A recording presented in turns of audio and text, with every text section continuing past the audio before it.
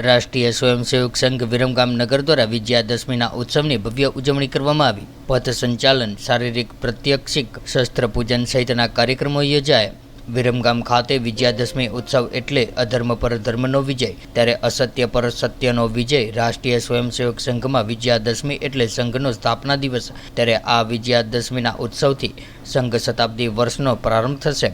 રાષ્ટ્રીય સ્વયંસેવક સંઘ વિરમગામ નગર દ્વારા વિરમગામની જાણીતી શૈક્ષણિક સંસ્થા શેઠ એમ.જે. હાઈસ્કૂલ ખાતેથી પથ સંચાલન કાઢવામાં આવ્યું હતું।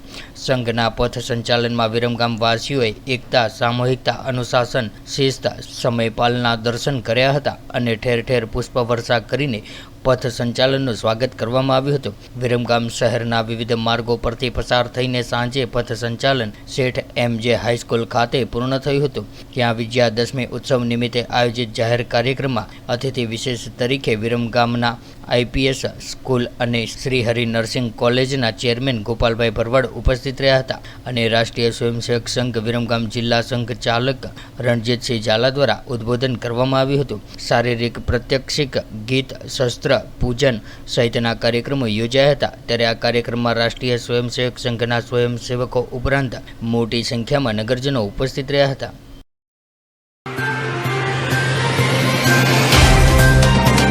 तो व्हाट्सएप, ट्विटर, फेसबुक, इंस्टा जहाँ भी आपका अकाउंट है, इसे शेयर बटन के द्वारा वहाँ पर शेयर करें।